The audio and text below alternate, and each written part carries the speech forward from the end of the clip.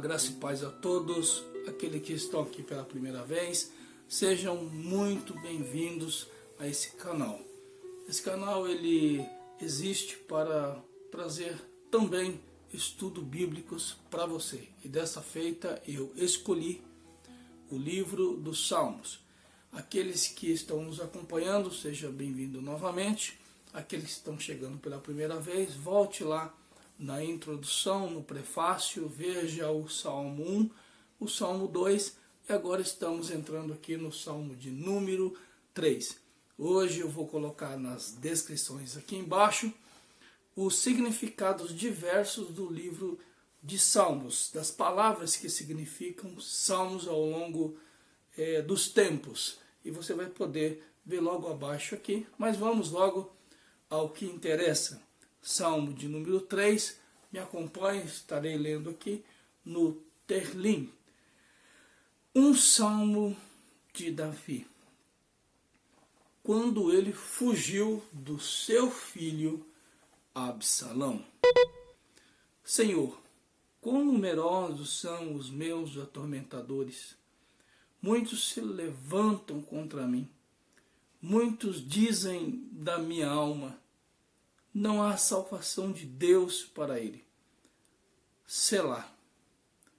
Mas tu, Senhor, és um escudo para mim, para minha alma.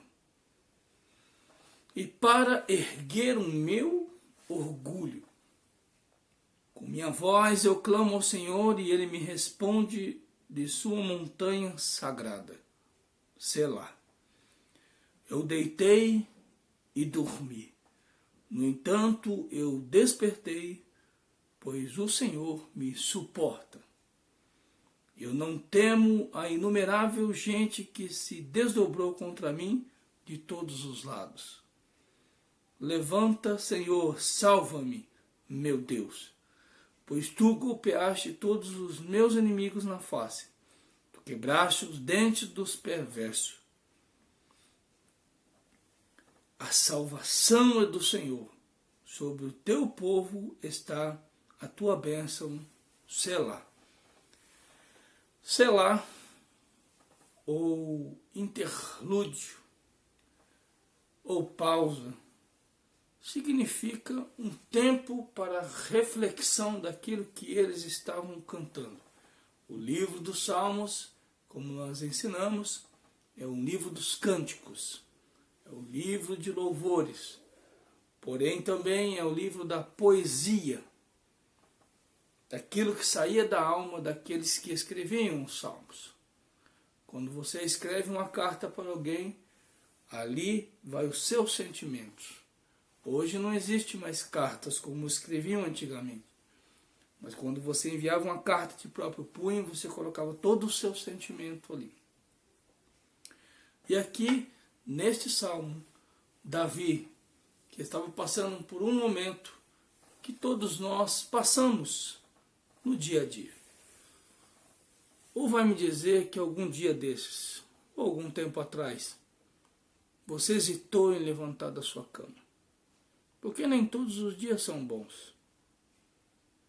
E aqui nós vemos Davi passando por uma prova tão terrível, uma tribulação tão horrível, que talvez nós passamos também no dia a dia, no meio da nossa família. Davi aqui já estava com 65 anos de idade, segundo as anotações dos rabinos.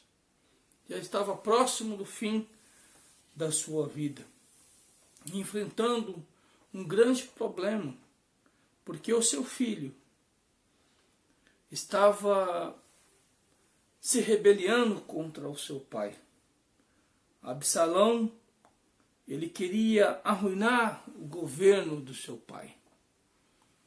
Queria aproveitar da senilidade do seu pai e da fraqueza dos dias que se passavam, pois já estava avançado de idade. E ele tentou arrumar um golpe para poder tirar o seu pai. Aproveitar que as pessoas que estavam ali ao seu comando, porque Absalão ele tinha amigos, mas eram amigos jovens, amigos da sua idade. E eles se reuniram e ele os induziu a ficar contra o seu pai. Eles já estavam nervosos, porque Davi tinha tirado Saul. E eram todos aqueles que tinham cargo de confiança de Saul. Eram pessoas que tinham privilégios. Não sei se você me entende. Eles tinham privilégios do rei. E aí, quando foi feita a troca, Absalão, sabendo da revolta dele, já queria tomar o lugar do pai dele. Armou essa rebelião. Davi se viu-se então numa situação muito complexa. Uma situação que ele jamais poderia imaginar na sua juventude. E na sua velhice, a sua própria família seria contra ele. O seu próprio filho seria contra ele. Quantos que estão me assistindo e agora se identificam? São perseguidos pela família. São perseguidos pelos parentes. São perseguidos por aqueles que são próximos a você. Aquelas pessoas em que você depositou a sua confiança. E isso traz uma angústia tão grande que às vezes não dá vontade nem de acordar. Dá vontade de ficar dormindo para aquilo passe logo. Para que aquilo se vá. Acontece que às vezes nós nos sentimos tão abalados com essas coisas que não dá vontade nem de levantar da cama. Não dá vontade nem de fazer os afazeres de casa, nem de ir trabalhar. Porque a perseguição é tão grande, é tão ferrenha, que você desanima. Mas aqui, Davi, nós vemos que ele passou por isso, mas ele conseguiu sair dessa situação. Diz aqui que ele clamou: Senhor, quão numerosos são os meus atormentadores. Meu Deus, quantas pessoas, por nós sermos cristãos, próximos de nós, nos atormentam. Muitos se levantam contra mim, foi o que ele disse. Muitos dizem da minha alma, ou seja, do meu sentimento, porque na alma está os sentimentos. Tem um louvor que fala: por que te abates, ó minha alma? Não há salvação de Deus para eles. Olha a situação que ele chegou, isso é os pensamentos. Aqui ele para pensar e continua: mas tu, Senhor, és um escudo para mim. Jesus é o nosso escudo. Não temas, não enfraqueça a sua fé, a sua convicção. Troca as folhas, troca os galhos, mas permanece a raiz. E para erguer o meu orgulho, ele diz, além de ser um escudo para mim, ergue o meu orgulho. Talvez você tenha aí uma crise existencial. Porque eu nasci, porque eu estou aqui, para onde eu vou. Crise existencial. Aqui ele diz, para erguer o meu orgulho. Talvez você se sente fracassado. Síndrome do pânico. Talvez você se sinta inferior. Mas aqui Jesus é o teu escudo. Deus é o teu escudo. O Espírito Santo é o teu escudo e vai voltar a fazer você sentir orgulho de você mesmo. Com minha voz eu clamo ao Senhor e Ele me responde de sua montanha sagrada. Talvez Ele esteja falando aqui do Monte Sinai, talvez do Monte Sião, como vamos saber, vendo aqui na Bíblia. Porém, o monte onde Deus está é no céu. Aleluia, onde Ele está e Ele responde a sua oração. Eu deitei e dormi, no entanto eu despertei, pois o Senhor me suporta. Olha só, passando por tudo isso, talvez se você esteja passando por isso não esteja dormindo, mas Davi, ele dormiu. Só que ele tinha consciência que ele conseguiu vencer, porque ele se deitou, ele dormiu e, no entanto, despertou, porque o Senhor o guardou, o suportou. Eu não temo a inumerável gente que se desdobrou contra mim de todos os lados. Às vezes você se sente acuado, né? Por tantas pessoas, principalmente da família. Aqui nós estamos falando da família. Tem salmos que falam dos amigos, né? Tem salmos que falam de vários assuntos, mas aqui está falando de pessoas próximas de nós, pessoas que nós colocamos a confiança. E Davi, ele amava o seu filho. Ele amava. Tanto que quando nós o encontrarmos no céu, vamos falar assim, você ainda ama Absalão? Ele vai falar que sim. Ou seja, pessoas muito próximas do coração. Olha só que quantas pessoas se colocaram contra ele, tentando derrubar o seu reino. E a história diz que ele teve que fugir, porque ele sabia que se ele enfrentasse Absalão com a estratégia de um rei, ele teria que lutar e ele iria vencer o seu filho, por falta de experiência. Você sabe o que aconteceu com Absalão. Ele era tão experiente, tão inteligente, que ele morreu.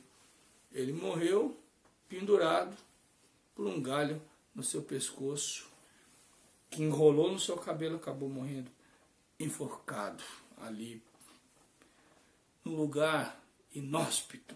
Ou seja, não tinha experiência nenhuma. Ele sabia que queria vencer ele, mas ele foi humilde e teve que fazer isso. Aí ele fala aqui, levanta, Senhor, salva-me, meu Deus. Por que ele disse isso? Porque quando nós queremos executar a vingança com as nossas próprias mãos, não vai dar nada certo. Porque às vezes nós temos vontade de se vingar.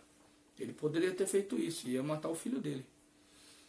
Ele colocou a responsabilidade, as suas forças em Deus. Porque ele sabia que Deus ia vingar ele. Então a vingança não pertence a nós. A vingança pertence a Deus. Salva-me, meu Deus.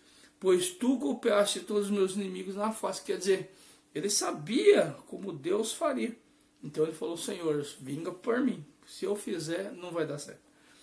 Tu quebraste os dentes dos perversos. Ou seja, o Senhor sabe como se vingar dos nossos inimigos. Porque se a gente se vingar dos nossos inimigos, nós estaremos indo contra os ensinamentos de Jesus, que diz para nós amarmos o nosso inimigo, exercer o perdão e o amor. Amar o seu próximo como a ti mesmo. E ele fala aqui, a salvação é do Senhor. Sobre o teu povo está a tua bênção. Então, olha só que interessante. Ele poderia ter feito a vingança, mas ele esperou no Senhor. E essa lição de hoje é essa. Para que você confie no Senhor. Para que você esqueça esse espírito de vingança. Que você exerça o perdão e confie em Deus. Mesmo que você não tenha vontade de se levantar da cama. Mesmo que você esteja acuado pelos seus inimigos. Confie naquele que te chamou. Jesus, um certo dia, ele foi à cruz do Calvário. Deixou a sua família. Deixou os seus amigos. Deixou aquelas pessoas que ele amava. Deixou a sua mãe para morrer com 33 anos de idade. Ele poderia ter vivido até 100 ou mais. Poderia ter se casado. Poderia ter tido filhos. Mas ele desistiu de tudo por você. Então seja corajoso agora. Deixe esse espírito de covardia e exerça o espírito de ousadia. Espero você no Salmo de número 4. Se você gostou dessa lição, compartilhe. Dá um joinha aí e inscreva-se nesse canal e continue comigo até o Salmo de número 150. Deus abençoe a todos, fique com Deus e até o próximo Salmo. Graça e paz a todos.